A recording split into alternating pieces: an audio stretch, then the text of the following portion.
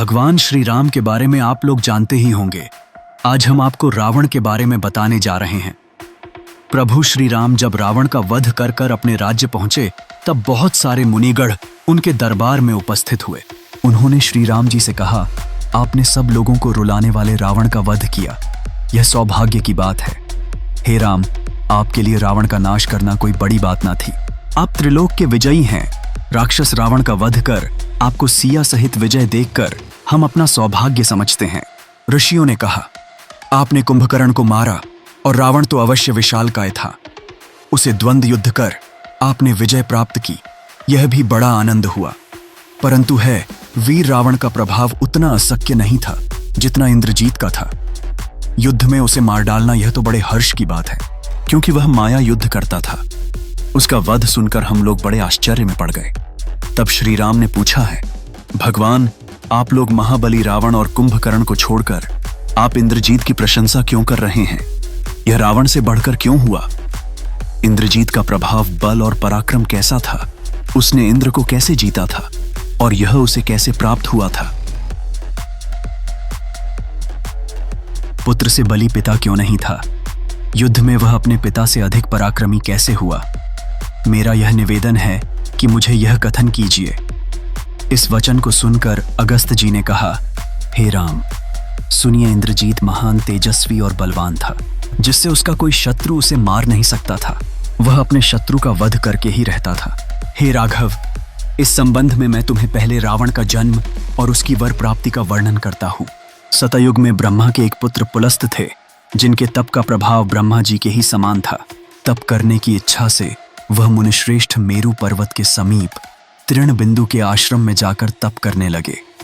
तब उनको तप स्वाध्याय में रत देख वेद मंत्र श्रवण और बिहार की इच्छा से बहुत सी कन्याएं वहां आने लगीं। उनमें अप्सराएं भी रहती थीं, और वह सब ऋषियों, नागों और राजर्षियों की कन्याएं थीं। इनके कारण तपस्वी पुलस्त के तप में बाधा पड़ने लगा। इससे एक दिन पुलस्त जी ने कह दिया कि अब कल से जो कन्या मुझे यहां दिखाई पड़ेगी वह गर्भवती हो जाएगी। इस ब्रह्मशाप के भय से दूसरे दिन कन्याएं वहां नहीं गईं, परंतु उनमें राजर्षि तृणबिंदु की कन्या ने नहीं सुना था, और वह दूसरे दिन पुलस्त जी के आश्रम में चली गई। और जैसे ही उसने तेजस्वी मुनि को देखा, वैसे ही उसका शरीर पीला पड़ गया और वह गर्भवती हो गई। और वह आकर सारी बात अपने पिता को बताई। उनके पिता ने कन्या को पुलस्त पौत्र जी को सौंप दिया। राजकन्या भी अपने गुणों से पति को संतुष्ट कर वहां रहने लगी। तब एक दिन पुलस्त्य जी ने अपनी पत्नी से कहा, तुमने मेरी ध्वनि सुनकर गर्भ धारण किया है, जिससे है उसका बच्चे का नाम विश्रवा होगा। विश्रवा मुनि का विवाह भारद्वाज ऋषि ने अपनी कन्या से कर दिया। इनसे एक पुत्र हुआ जिनका नाम वैश्रवण हुआ। वैश्रवण ने हजारों वर्ष तक तप किया। उसके बाद ब्रह्मा जी ने प्रसन्न होकर उन्हें चौथ लोकपाल धन का अध्यक्ष कुबेर बना दिया और अपना तेजस्वी पुष्पक विमान भी उनको दे दिया। अब वैश्रवण ने अपने पिता से कहा कि मेरे लिए कोई स्थान दीजिए जहां पर मैं निवास कर सकूं। तब उनके पिता विश्रावा ऋषि बोले, दक्षिण समुद्र के तट पर एक त्रिकूट नामक पर्वत है, जिसके शिखर पर एक विशाल पुरी है, जिसका नाम लंका है। विश्वकर्मा ने उसे राक्षसों के लिए बनाया था, अतः तुम लंका में ही निवास करो। उसके चारों तरफ चौड़ी खाई खुदी है और वह यंत्रों तथा शास्त्रों से परिपूर्ण है। पहले उसमें रक्षा रहा करते थे, किंतु अब विष्णु के भाई से वह वहां से भागकर पृथ्वी के नीचे रसातल में जा बसे हैं।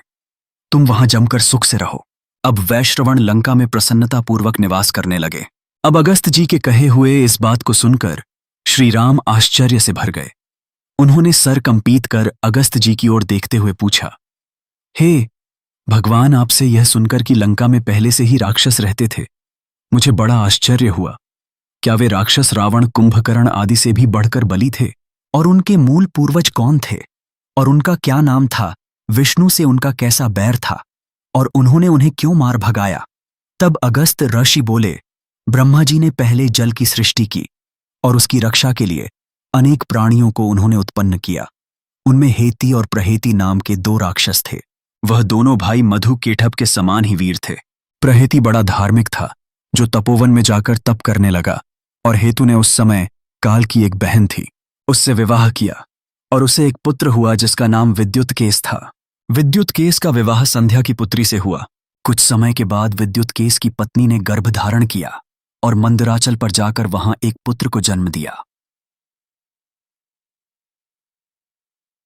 नवजात शिशु को वहीं त्याग कर फिर विद्युत केस के पास चली आई।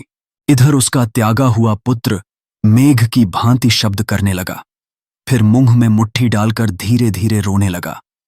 इस समय शिव पार्वती आकाश मार्ग से उधर होकर कहीं जा रहे थे। पार्वती जी ने उस समय राक्षसियों को यह वर दिया कि राक्षसनियां गर्भ धारण करते ही शिशु उत्पन्न करें और वह तत्क्षण माता की आयु का हो जाया करें।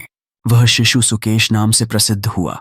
सुकेश के विवाह के बाद उसके 3 पुत्र हुए जिनका नाम था माल्यावन, सुमाली और माली। इन तीनों पुत्रों ने मेरु पर्वत पर जाकर कठोर नियमों द्वारा खूब तप किया। तब ब्रह्मा जी ने उनको कहा कि वर मांगो। तब उन भाइयों ने कहा, हम में परस्पर प्रीति बनी रहे और हमें कोई जीत न पावे, हम अपने शत्रु के संहारक हो और अजर अमर रहे। ब्रह्मा जी ने तथास्तु कहा। अब यह राक्षस निर्भीक हो देवताओं और असुरों को सताने लगे। आगे की कथा अगले भाग में बताई जाएगी। उम्मीद है कि आपने पहले यह कथा नहीं सुनी होगी।